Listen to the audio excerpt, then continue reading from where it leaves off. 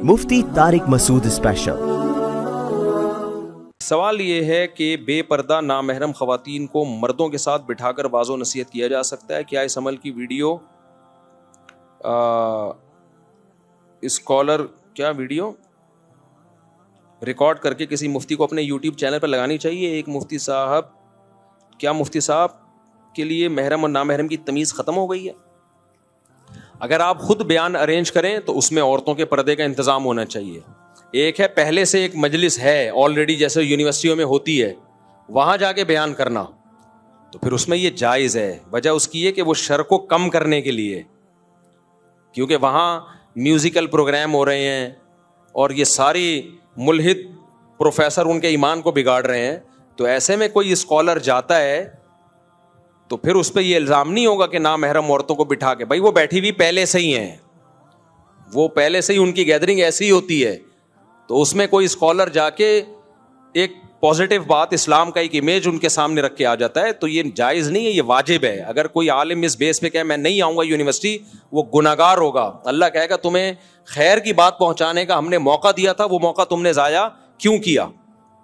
जैसे किसी तवाइफ खाने में, यूनिवर्सिटी तवाइफ खाना नहीं होती, एक मिसाल दे रहा हूँ मैं, कि आपको तो ये बुरा लग रहा है ना कि बेपर्दा औरतें बैठी हुई हैं। अगर किसी मौलवी को तवाइफ खाने में जाके बयान करना पड़े तवाइफों में, तो अगर वो नहीं जाएगा तो गुनहगार होगा कि नहीं होगा? तो जब तवाइफ खाने में जाके बयान करना फर्ज है, फिर वो बेपर्दा भी होंगी तो ये कहा जाएगा भाई ये इनका हेडेक है, ये बेपर्दा है इन्हें, आप तो जाके खैर की बात कर रहे हो। तो यूनिवर्सिटी है, वो तवाइफ खाने से ना कोई मिसाल को मिला दें आप उसको, उसका माहौल तो इन नाइट क्लबों और तवाइफ खानों से करोड़ा गुना बेहतर होता है। तो वहां जाके बयान करना क्यों फर्ज नहीं होगा? बाकी ये कहना कि इससे लोगों में बेपर्दगी प्रोमोट होगी, ऐसा कुछ भी नहीं, इससे पर्दा प्रोमोट होगा। क्योंकि वहां जाके इस्लाम की हक़ानियत जब बयान होगी, तो इस्लाम की जब मोहब्बत दिल में आएगी तो पर्दा खुद ब खुद आएगा उससे। समझते हो कि नहीं समझते? ये बातें वो करते हैं जिन्होंने काम नहीं करना होता, कुछ करना ही नहीं है दुनिया में, घर बैठे रहो। और फिर बड़ी बात यह है कि ये यूनिवर्सिटियां जो इतनी मॉडर्न है, ये कितना इस्लाम के जिंदा होने की अलामत है कि किसी मजहबी स्कॉलर को बुला के बयान करवा दें। कितनी बड़ी बात है। इसका मतलब ईमान की रमक बाकी है। ये हिंदू लोग, ईसाई लोग देख रहे होते हैं कि पादरियों का बयान तो किसी यूनिवर्सिटी में नहीं होता, पंडितों का तो होता नहीं, मजहबी स्कॉलर इस्लाम को रिप्रेजेंट करने वाले लोग जा रहे होते हैं। तो हम वहां जाके ये सख्ती करें कि नहीं जी लड़कियां बुरके में बैठेंगी, वो कहेंगे भाई आप बाहर जाके बैठो। अगर ये इतनी नेक होती तो आपके बयान की हमें ज़रूरत थी नहीं। तो ये बहुत बड़ा ज़र्फ उनका है यूनिवर्सिटियों का। इतनी मॉडर्न यूनिवर्सिटियां किसी मजहबी स्कॉलर को बुला लें, ये गनीमत है। तो फिर आपको उनकी शर्तों पे जाना पड़ेगा, अपनी शर्तें कि जी आंटियां सारी यहाँ हो जाएं और अंडे यहाँ हो जाएं और इनको शटल कॉक पहनाओ। तो ये नहीं होता, ये वो काम कर रहा है जिसने करना ही ना हो काम। अच्छा, ये लोग जब तिजारत का मामला आता है ना, इतनी बड़ी बड़ी दाढ़ी होती है इनकी और तहज्जुद गुजार होते हैं, शलवारें आधी टखनों तक होती हैं। अपना बिजनेस जब इन्होंने करना होता है, फिर ये महरम नामहरम नहीं देखते। किसी आंटी की कॉल आएगी ना कि आपकी प्रोडक्ट में चेक करना चाहती हूँ, फौरन पहुंच जाएंगे वहां। फिर ये कहेंगे बुर्का पहन के आओगी तो मैं अपनी प्रोडक्ट तुम्हें बेचूंगा, बुरके पहने बगैर आओगी तो मैं नहीं बेचूं। इनको पता है मेरी तिजारत का बेड़ा गर्क हो जाएगा। तो भाई जब आप अपनी तिजारत पे इतने हरीस हो, तो हम दीन में ये पाबंदियां लगा दें कि इस स्टाइल में आएगी तो हम बात करेंगे, इस स्टाइल में नहीं आएगी तो हम बात नहीं करेंगे। तो दीन को जिसने फैलाने का दर्द होगा वो इस मामले में ब्रॉड माइंडेड होगा। जिसको दीन फैलाने का दर्द नहीं है वो फिर इस तरह की बातें करेगा कि मुफ्ती साहब को फलां यूनिवर्सिटी में नहीं जाना चाहिए था, फलां यूनिवर्सिटी। हम भाई वो उनको अपनी बहनें समझ के गए हैं, हमारा क्या, हमारी तो वैसे भी 4 मुकम्मल हो गई हैं, क्या ख्याल है, हमारा क्या लेना देना उनसे।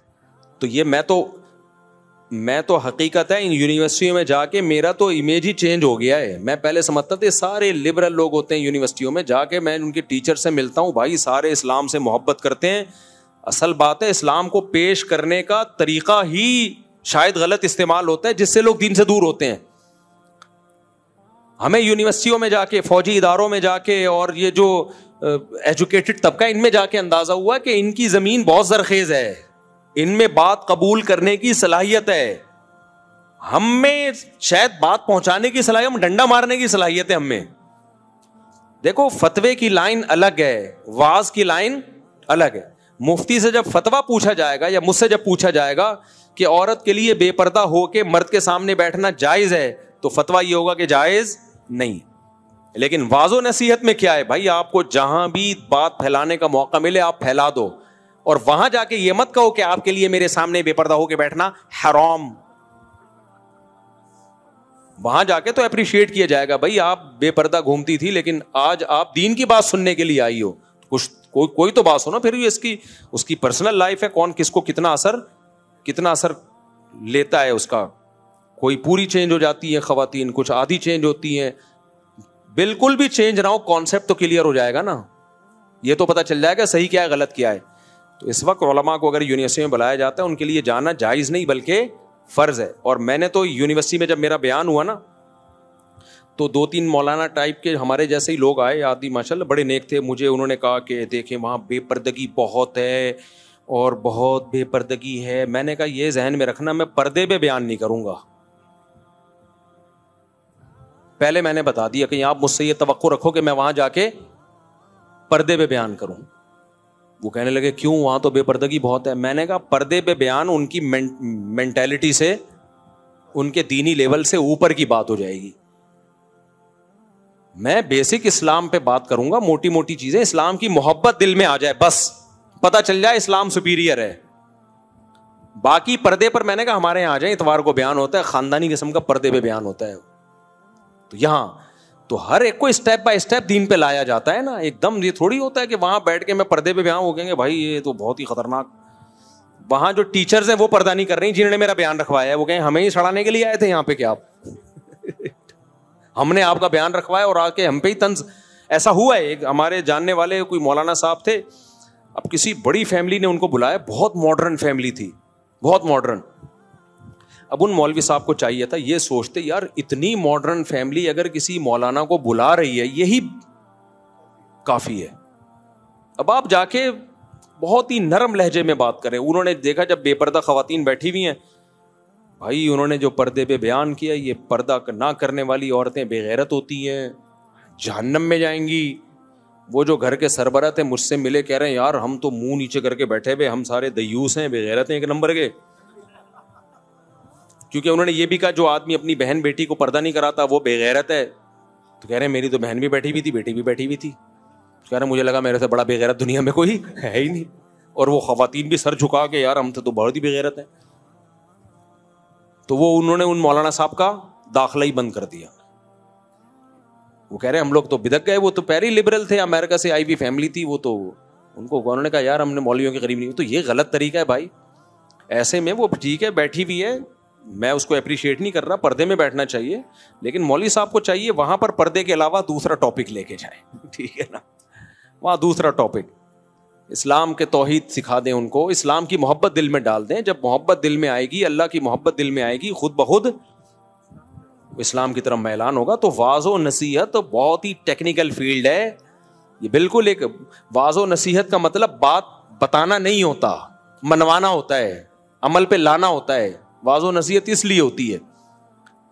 خالی معلومات اگر دینی ہے تو پھر تو جہنم پہ پورا پروگرام پیش کر دو ان کے سامنے. جو عورت پردہ نہیں کرتی وہ بھی جہنم میں جائے گی, اور پھر تو بھی جائے گی جہنم میں, وہ جو بیٹھی ہوئی ہے نا بغیر دوپٹے کے. پھر تو یہ ہے, اور یہ جتنی بغیر دوپٹے کے یہ تو ساری جہنم میں, اور کچھ کے گلے بھی کھلے ہوئے ہیں وہ جہنم کے سب سے نچلے طبقے میں. اور یہ جو ٹیچر ہیں جنہوں نے پردے کا یونیورسٹی میں نظام نہیں بنایا ہوا, یہ ہمیشہ جہنم میں جلیں گے. اور یہ لڑکیاں بھی جہنم میں, اور ان کے بھائی ایک نمبر کے دیوس, ایک نمبر کے بے غیرت. تو ہو گیا پھر کام. تو واعظ و نصیحت بالکل ایک الگ فیلڈ ہے. واعظ و نصیحت میں مولانا طارق جمیل صاحب کی طرح کسی طوائفہ کے سر پہ بھی ہاتھ رکھنا پڑتا ہے. مولانا طارق جمیل صاحب نے کسی ایکٹریسز کو بولا تھا تو میری بیٹی ہے, اس پہ لوگوں نے بڑا طنز کیا. میں نے کہا یار یہ انہی کا دل ہے, میرا دل نہیں ہے اتنا بڑا. ایک ناچنے والی کو اپنی بیٹی کہہ دیا بھائی ہمارا دل نہیں ہے, یہ ان کا دل ہے, انہی کا ظرف ہے. میں تو بہت متاثر ہوا تھا. کیوں؟ وہ چاہتے تھے بھائی دین پہ آئی ہے, تو وہ اس طرح تھوڑی دین پہ آئے گی, تو ناچتی ہے تو جہنم میں جائے گی. جائے گی جہنم میں, یہ رپورٹ یہی ہے. اگر یہ ناچ گانے نہیں چھوڑے نا مسئلہ چینج نہیں ہوگا. اگر ناچ گانے نہیں چھوڑی جائیں گے جہنم میں ہی. لیکن یہ بتانے کا نہیں ہے بھائی, یہ بتانے کا نہیں ہے, کیونکہ جہنم میں ہی ڈالنا ہے. تو پھر تو آپ کو تبلیغ کی ضرورت کیا ہے؟ آپ کا واعظ کا کام تو یہ کہ جہنم سے بچائے, تو محبت سے تو بچ جائے گا بھائی, وہ فتووں سے نہیں بچے گا. وہ کہ تو بھی جہنم میں, تو بھی جہنم میں. میں نے بتایا تھا نا ایک واقعہ ہوا تھا, ہمارے استاذ نے بتایا کہ کچھ قادیانی تھے, وہ واقعی تحقیق کرنا چاہ رہے تھے کہ یار ہم دیکھیں مرزا نبی تھا یا نہیں تھا. تو کہتے ہیں ہمارے محلے کے انہوں نے مولوی صاحب کو بلا لیا, کہہ رہے ہم چھوٹے تھے ہم بھی چلے گئے کہ مناظرہ ہونے والا ہے. مناظرہ ہونا لوگ بڑی انجوائے کرتے ہیں. کہہ رہے ہیں وہ مولوی صاحب گئے, انہوں نے ان قادیانی لڑکے بیٹھے ہوئے تھے ان کے باپ کو کہا کہ مرزا کی شکل پہ بھی ایسی نحوست ٹپکتی تھی جیسی اس کی شکل پہ نحوست ٹپک رہی ہے. کہہ رہے ہیں وہ تو معاملہ ہی بگڑ گیا, وہ تو گھر سے نکال دیا انہوں نے. اب یہ اس پہ خوش ہیں, دیکھو میں کیسا غیرت, مرزا کو میں نے منحوس قرار دے دیا. تو ہمارے استاذ نے کہا بھائی منحوس قرار دے دیا نہیں دے دیا, لیکن ان کے جو اسلام کا چانس تھا وہ آپ نے دروازہ, وہ جہنم میں جائیں گے آپ بھی ساتھ میں جہنم میں. وہ بیچارے گاؤں کے مولوی تھے سخت مزاج. تو واعظ و نصیحت ایک بالکل ڈفرینٹ چیز ہے میرے بھائی. واعظ کو بہت کھلا ڈلا دل رکھنا پڑے گا. ہاں حدود شریعت کو کراس کرنے کی اجازت نہیں ہے. تو میں اسی وجہ سے ٹیلی ویژن میں کسی خاتون اینکر کے ساتھ نہیں بیٹھتا, وہاں نہیں بیٹھتا, کیوں ضرورت نہیں ہے. اس اینکر نے کو تو تھوڑی سمجھنا ہے, وہ تو دنیا کو سمجھانا ہے. وہاں غلط میسج جا رہا ہوتا ہے. میں کبھی نہیں بیٹھا, کیمرے کی حد تک ہوتا ہوں, جیسے یہاں ہوں تو لائیو کیمرے میں تو کوئی بھی لے لینا ہمیں, لیکن میں سامنے کبھی نہیں ہوں. کئی دفعہ موقع ملا ہے اسٹوڈیو جا کے میں واپس آیا ہوں, بھائی خاتون کے ساتھ میں نہیں بیٹھوں گا, میرے سامنے کسی آدمی کو بٹھاؤ, کیونکہ بھائی تمہیں ضرورت بھی نہیں ہے نا, آدمی بٹھا سکتے ہو نا تم, لیکن نصیحت ہی اگر کسی خاتون کو کرنی ہے بھائی, اگر اس کو برقع ہی پہنا لیا تو پہنا لیا نا برقع, تو بے پردہ کو نصیحت کی جائے گی تاکہ وہ پردہ کرے. تو یہ جو یونیورسٹیوں کا ماحول ہے اتنا برا نہیں ہے جتنا ہم سمجھتے تھے, ان میں بہت ظرف ہے. یہ مسلمان ہیں بھائی, یہ چاہتے ہیں کہ ہمیں اسلام سیکھنے کو ملے.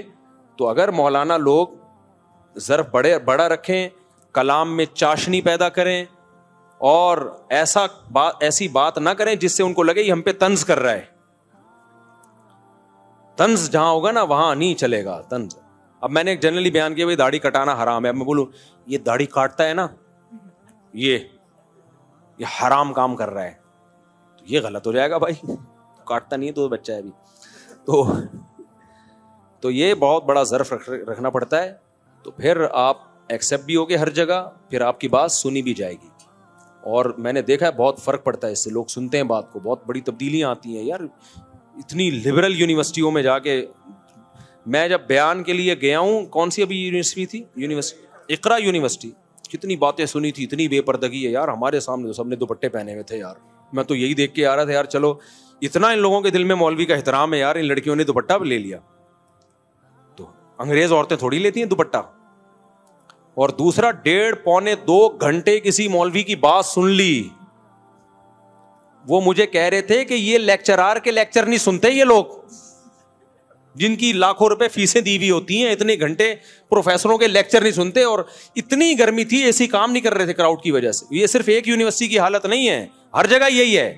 اس کا مطلب ہے بھائی خرابی ہم میں ہے, صحیح ہے نا, خرابی واعظ میں ہے, دائی میں ہے, خرابی لوگوں میں نہیں ہے. دائی نے, یہ تو تبلیغی جماعت ہے جس کی وجہ سے میرے بھائی ہمارا امیج دنیا میں کچھ بن گیا ہے, وہ محبت سے بات کرتے ہیں.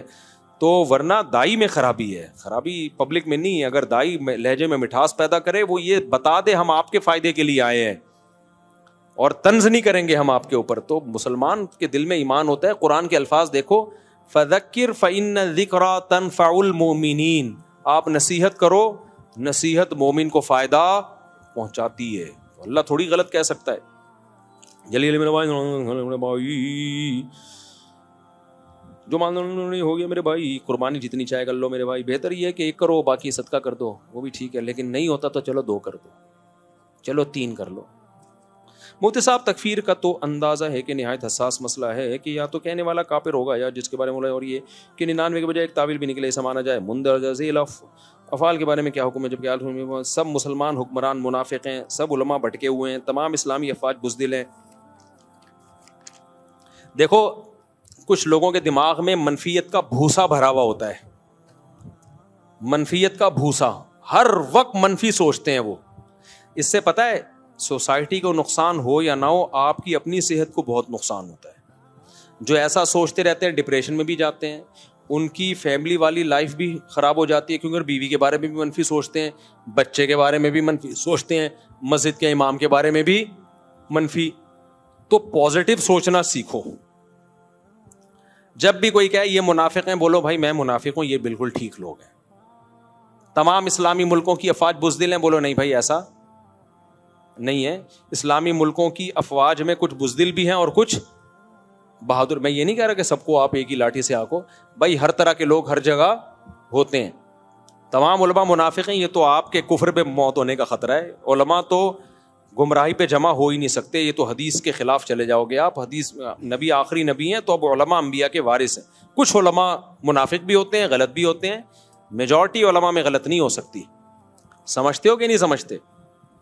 تو مثبت سوچا کرو. ابھی تو پاکستان نے کر کے دکھا دیا نا, انڈیا کو جواب دے دیا.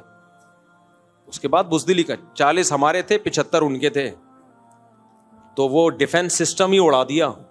اور یہ وہ ڈیفنس سسٹم تھا جو پاکستان نے رشیا سے مانگا تھا کہ ہمیں دے دو پلیز. امریکہ نے منع کر دیا, مت لو, نہیں یہ انڈیا کو ملے گا, تم گندے بچے ہو, تم کو نہیں ملے گا. ہم احساس کمتری میں گئے, ہمارے پاس ڈیفنس سسٹم ہی نہیں ہے یار. ہم احساس کمتری میں جا رہے تھے, ہماری فوج نے وہ ڈیفنس سسٹم ہی اڑا دیا اور بولا اچھا ہوا نہیں دیا تم نے ہمیں, یہ تمہارا ڈیفنس سسٹم کا یہ حال.